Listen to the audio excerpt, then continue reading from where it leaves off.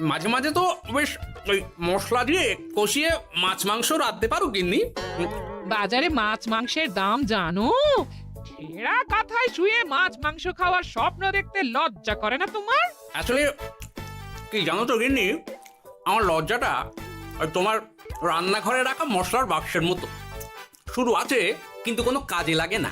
এই খবরদার, আমার রান্না তুলে একদম খোঁটা দেবে না, এই বলে দিলাম। হ্যাঁ, আমি চললাম মাছ আনতে, তুমি আদা রসুন বেটে পেঁয়াজ কুচিয়ে রাখো, বুঝলে? বলি পয়সা কোথায়? লাগবে না, মাছ খেতে হলে পয়সা নয় গিন্নি, বুদ্ধি লাগে, বুদ্ধি, বুঝলে? বুদ্ধির বদলে মাছ কোন দোকানদার দেয় গো?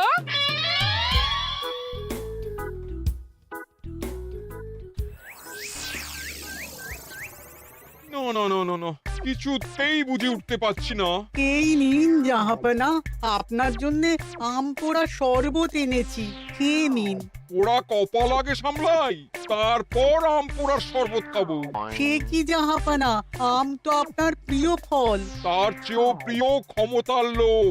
এদিকে কৃষ্ণনগর ঠিক যেন পাকা হিমসাগর, ওদিকে বর্ধমান যেন হৃষ্টপুষ্ট ফজলি, আর খাম্বাজ রাজ্য যেন লাল হলুদ গোলাপ ঘাস।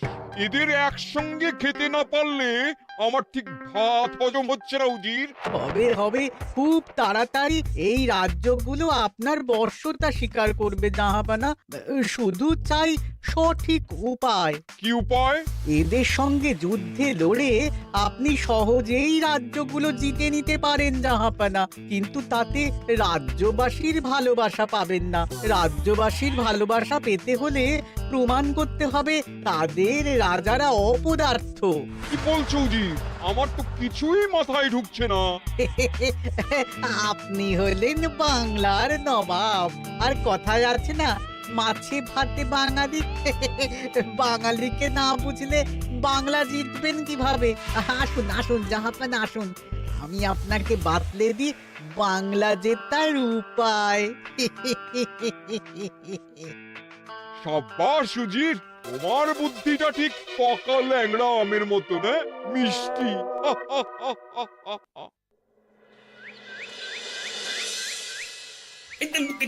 ধর ধর ধর ধর ধর, এই পায়ের নিচ দিয়ে গলে গেল, ধর ধর ধর ধর। বিশাল বড় মাছ গো গোপাল দাদু, একেবারে পাকা শোল। ছাড়বে না গোপাল দাদু, আজ রাতে আমরা জমিয়ে মাছ ভাত খাবো। খেতে তো হবে শোল মাছের ঝোল আর তেল কই। তোদের দিদাকে বড় মুখ করে বলে এসেছি, এই, ধরেছি।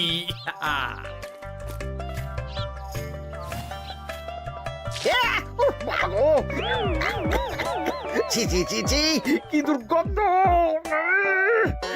গোপালকে ছাড়বেন না মহারাজ, ও ইচ্ছে করে আমার মুখে কাদা ছুঁড়েছে। ঠাকুর বলেছেন মানুষ নিজের কর্মফল একদিন না একদিন ঠিক পাবে। মন্ত্রী মশাই যে এত তাড়াতাড়ি পেয়ে যাবেন ভাবতেই পারিনি। দেখেছেন মহারাজ, দেখেছেন? দোষ করে এখন আবার ধর্মের বাণী দিচ্ছে। তুমি রাজসভা কামাই করে এসব কি করছো গোপাল? যা সামান্য বেতন পাই সব পেঁয়াজ রসুন কিনতেই ফুরিয়ে যায় মহারাজ, তাই মাছটা নিজেই ধরে খাচ্ছি। হ্যাঁ? মহারাজ আপনার পায়ে পড়ি। থাক থাক, আর আমার পা ছুঁতে হবে না গোপাল। কেন মহারাজ? আমি তো মন থেকে আপনাকে সম্মান করি, বলুন। এ তো আচ্ছা জ্বালাতন। মুর্শিদাবাদের নবাব বাহাদুর আপনাকে একটি বিশেষ পত্র পাঠিয়েছেন, অনুগ্রহ করে গ্রহণ করুন।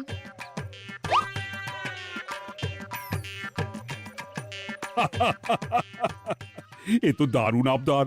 যাবো যাবো, আমি অবশ্যই যাব। কোথায় যাবেন মহারাজ? নবাব বাহাদুর লিখেছেন আগামী পরশু তার প্রাসাদে অতিথি হয়ে যেতে, তবে খালি হাতে নয়, সঙ্গে করে একটি জ্যান্ত মাছ নিয়ে যেতে। উপহারে জ্যান্ত মাছ? নবাব বাহাদুরকেও আমার মতন জল দিয়ে নুন ভাত খেতে হচ্ছে নাকি? নবাব হোক বা ফকির, সবার গিন্নি সমান। কিন্তু সঙ্গে করে কি মাছ নিয়ে যাওয়া যায়? ভেটকি, চিতল নাকি কাতলা? আচ্ছা, আগামীকাল রাজসভায় আমি সবার মতামত শুনবো। গোপাল, আগামীকাল ঠিক সময় চলে এসো কিন্তু। নাকি যাব মহারাজ, শুধু আমার বেতনটা ভেবে দেখবো। চল রে, আজ অনেক মাছ পেয়েছি, চল চল চল।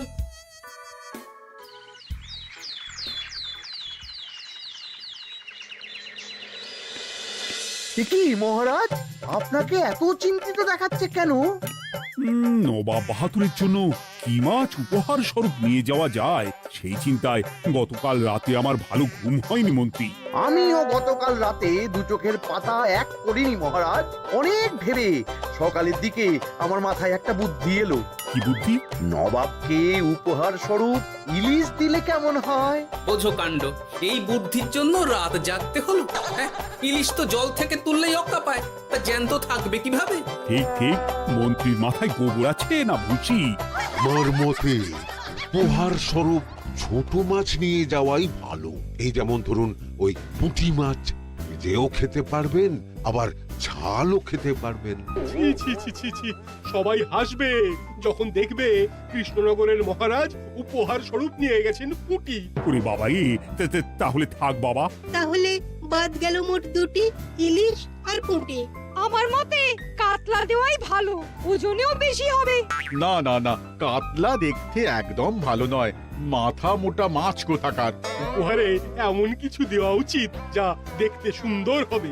হ্যাঁ, ঠিক তো, তাহলে বরং ভেটকি দিয়ে দিন। ভেটকি বাজারে কত করে কিলো এখন?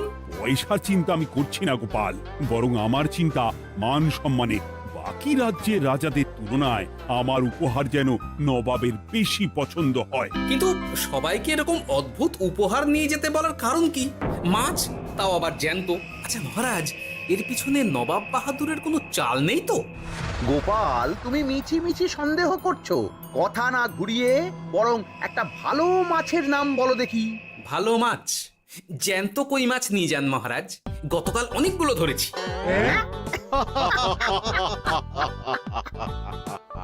কি, এত ভালো ভালো মাছ থাকতে আমি শেষে কই মাছ নিয়ে যাব? তুমি সমাধান না দিয়ে উল্টে মজা করছো গোপাল। দূর হয়ে যাও, দূর হয়ে যাও আমার চোখের সামনে থেকে। আগে ভাড়ামো করার জন্যই তো মাস গেলে বেতন পাই মহারাজ। মানে কি বলতে চাইছো গোপাল? নবাব বাহাদুর কি চান সেটা আমরা সবাই জানি, তাই বলছি মাছের গর্তে হাত ঢোকানোর আগে পরীক্ষা করে নেওয়া উচিত ভেতরে সাপ আছে কিনা।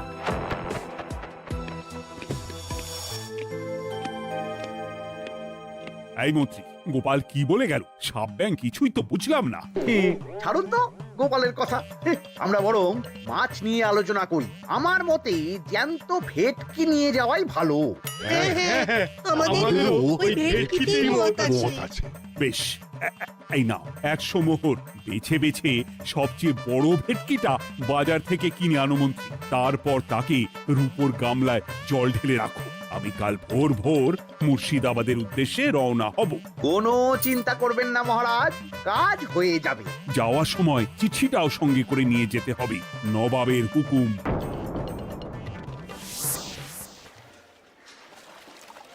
এই দেখুন কেমন খেলা করছে। হ্যাঁ, বাহ বাহ বাহ। ওজনে কত হবে? 4 কিলো তো হবেই। কিলো 2 পয়সা হিসেবে 8 পয়সা দেবেন। আমি শুধু ওজন জানতে চেয়েছি, দাম শুনে আমার কি হবে? এই, এটাকে গাড়িতে তোল।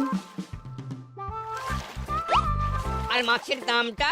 মুর্শিদাবাদের নবাবকে আমাদের মহারাজ এই ভেটকিটা উপহার স্বরূপ দেবে। তোর ভাগ্য ভালো যে মাছটা তুই ধরে এনেছিস। আবার টাকা কিসের রে?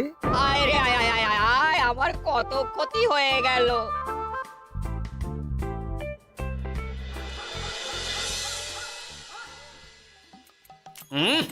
গুনি তেল কৌটে যা রেঁধেছ না। বলি বলি আর কটা মাছ আছে গো? আছে তাতে আগামী 7 দিন হয়ে যাবে। হ্যাঁ, তাহলে কাল কই মাছের ঝোল খাবো, পশু খাবো শোল মাছের কালিয়া। এসব খেয়ে খেয়ে জিভে চড়া পড়ে গেল। বাজার থেকে একটু ইলিশ ভেটকিও তো আনতে পারো। ইলিশের অনেক দাম গো গিন্নি, আর ভেটকি তো বাজারে প্রায় ওঠেই না। কে বলেছে তোমাকে? শুনলাম মন্ত্রী মশাই নাকি আজ বাজার থেকে সবচেয়ে বড় জ্যান্ত ভেটকিটা নিয়েছেন। তাই নাকি? তার মানে আগামীকাল নিশ্চয়ই মহারাজ ওটা নিয়েই মুর্শিদাবাদ যাবেন। আমার মনটা বড্ড কু ডাকছে গিন্নি। না, এভাবে ছেড়ে দিলে হবে না, একটু পরীক্ষা করে দেখতে হবে। হাজার হোক এ রাজ্যটা তো আমারও। এত রাতে আবার কোথায় চললে গো? দেখতে গর্তে সাপ আছে না মাছ।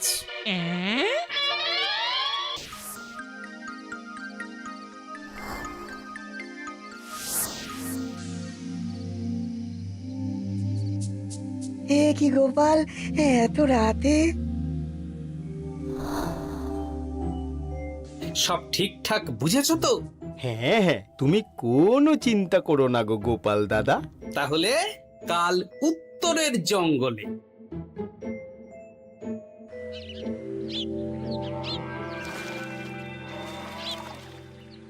ভেটকি মাছটা রূপোর গামলায় রেখে গরুর গাড়িতে তুলে দিয়েছি মহারাজ। আর নবাব বাহাদুরের চিঠিটা? ইয়ে, সিংহাসনের ওপর, নিচে, ডাইনে, বাঁয়ে সব জায়গায় খুঁজলাম, কোথাও নেই। সে কি তাহলে? এমন চিত্তাকর্ষক উপহার দেখলে নবাব বাহাদুরের চিঠির কথা মনেই থাকবে না। আপনি নির্দ্বিধায় যাত্রা শুরু করুন মহারাজ। ঠিক বলেছ।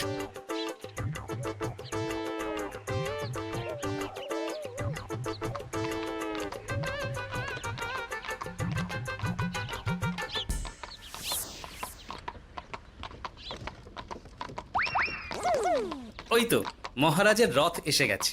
এই যা যা বলেছি মনে আছে তো?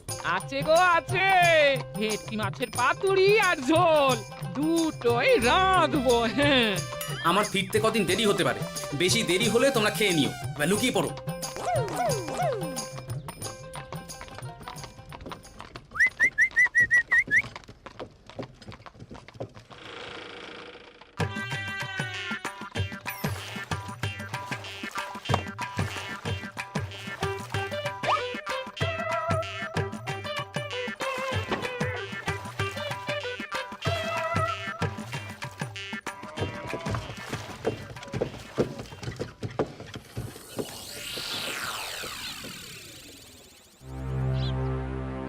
ওই দেখা যায় রথে চেপে সবাই ধীরে ধীরে এদিকেই আসছে জাহাপানা। আসতে দাও, এবারই খেলা জমবে। এসো এসো, তোমাদের সবাইকে মুর্শিদাবাদে স্বাগত জানাই। আমার উপহারের কথা মনে আছে তো? আছে জাহাপানা আছে, শুধুমাত্র আপনার জন্য আমি নিয়ে এসেছি একটা জ্যান্ত কাতলা। এই নিয়ে এসো। আমার উপহারও কিছু কম নয় জাহাপানা, নিয়ে এসো। আর তোমরা? আর কৃষ্ণচন্দ্র, তুমি কি এনেছো? এদের সবার চেয়ে ভালো উপহার এনেছি, যা দেখলে আপনার মন একেবারে আনন্দে নেচে উঠবে। ইচ্ছে করবে এক্ষুনি হয় পাতুরি না হয় ঝোল করে খেয়ে নি। তাই নাকি? হ্যাঁ, খাস নবাব বাহাদুরের জন্য আমার বিশেষ তোফা। কই নিয়ে এসো। এই তো কই নিয়ে এসেছি মহারাজ। গোপাল, তুমি? ভেটকি কোথায়? এতক্ষণে গিন্নি রান্না বসিয়ে দিয়েছে।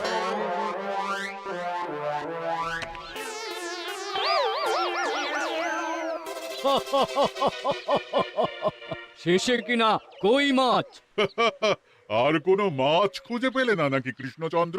ছি ছি ছি, তোমার জন্য লজ্জায় আমার নাক কাটা গেল গোপাল। ফিরে গিয়ে আমি তোমার গর্দান নেব, এই বলে দিলাম।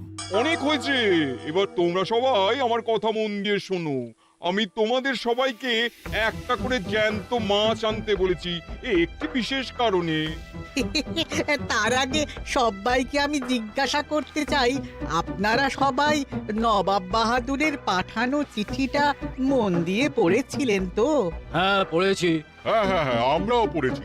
বেশ, তাহলে তো তোমরা এই আমন্ত্রণের কারণটা জানো। তোমাদের আনা মাছেদের আয়ু যতদিন, তোমাদের রাজ্যের আয়ুও ততদিন। মানে আপনাদের মধ্যে যার মাছ যেদিন মারা যাবে, জাহাপানা তার রাজ্যটা সেদিন নিয়ে নেবে। আর যতদিন না আপনাদের মাছ মরছে, ততদিন আপনারা এই প্রাসাদেই থাকবেন। হ্যাঁ, এইরকম কিছু তো চিঠিতে লেখা ছিল না। কে বলেছে ছিল না? ওই জন্যই তো আমি সঙ্গে করে চিঠিটা আনতে বলেছিলাম। এনেছো? হ্যাঁ হ্যাঁ, আমি এনেছি। এই যে এখানে তো কোথাও এরকম কিছু লেখা নেই। তোমরা হলে রাজা, রাজাদের সব সময় চোখ কান খোলা রেখে চলতে হয়। উজির, এই নাও।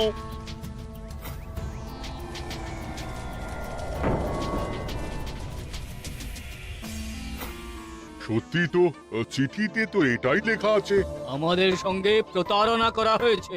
হ্যাঁ হ্যাঁ, আমরা কেউ বুঝিনি চিঠিতে কার চুপি করা আছে। চুপ! বেশি গলা তুলে কথা বললে গলাটা শরীরের ওপরে নাও থাকতে পারে। আজ এই মুহূর্ত থেকে এই খেলাটা শুরু হলো। তোমাদের রাজ্যের আয়ু এখন তোমাদের আনা মাছেদের কাছে।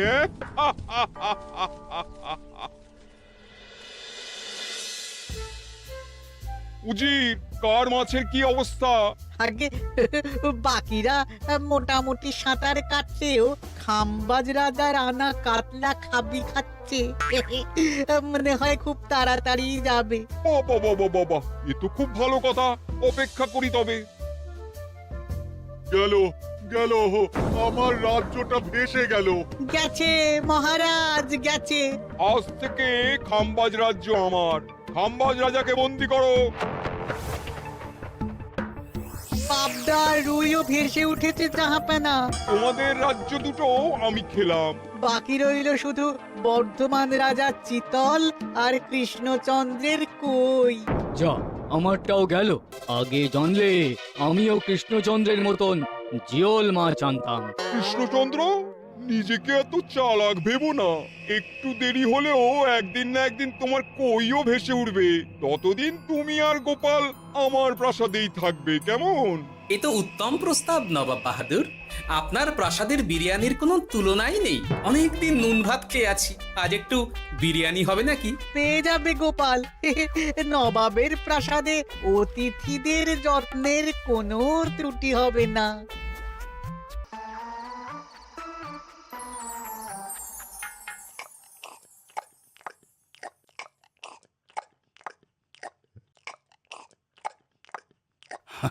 আমাকে ক্ষমা করে দিও গোপাল, আমি তোমাকে অনেক কথা শুনিয়েছি, কিন্তু এখন বুঝতে পারছি কেন তুমি ভেটকির বদলে কই মাছ এনেছো। আহ, বিরিয়ানিটা যে রেঁধেছে না, বুঝি এই নবাবের বাবুর্চিকে কোনোভাবে কৃষ্ণনগরে ধরে নিয়ে যাওয়া যায় না মহারাজ? গোপাল, কোনো মাছই অমর নয়। একদিন তোমার আনা ওই কই মাছটাও মারা যাবে, আর সেদিন আমাদের কৃষ্ণনগর রাজ্যটা নবাবের হবে। আহ, মাছগুলো একেবারে ঝুড়ো ঝুড়ো, আর মাংসটা তুলোর মতন নরম। আহ, আমার কথা কি তোমার কানে যাচ্ছে? গোপালের চোখ কান সব সময় খোলা থাকে মহারাজ, আর তাই চিঠির কারচুপিটা ধরতে আমাকে বেশি বেগ পেতে হয়নি। কিন্তু কিভাবে বুঝলে গোপাল চিঠির রহস্যটা? কারণ আমি জানতাম নবাব বাহাদুর অনৈতিক কিছু করবেন না। গায়ের জোরে নয়, বুদ্ধি দিয়েই উনি বাজিমাত করবেন। অবশ্য এ ব্যাপারে আমাকে সাহায্য করেছে বিজ্ঞানী। একটা সাহায্য করতে পারবেন বিজ্ঞানী?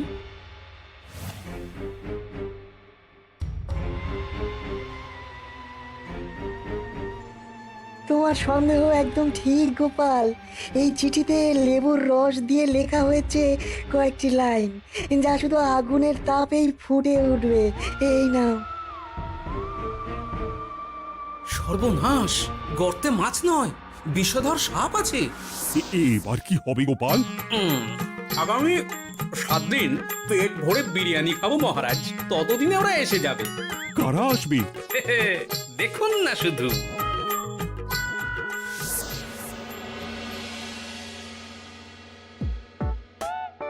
এই তোমার বুদ্ধি, দেখলে তো গোপাল এসে কেমন সবকিছুর উপরে জল ঢেলে দিল। মানে বুঝতে পারিনি যে ওরা ওরা চিঠির কারচুপি সব ধরে ফেলবে। কৃষ্ণচন্দ্রের কই মাছের কি খবর? সেটা কি এখনো জীবিত? আগে আমাদেরও একই প্রশ্ন নবাব বাহাদুর। এভাবে আর কদিন চলবে জানা নেই। কবে যে সব থেকে মুক্তি পাবো।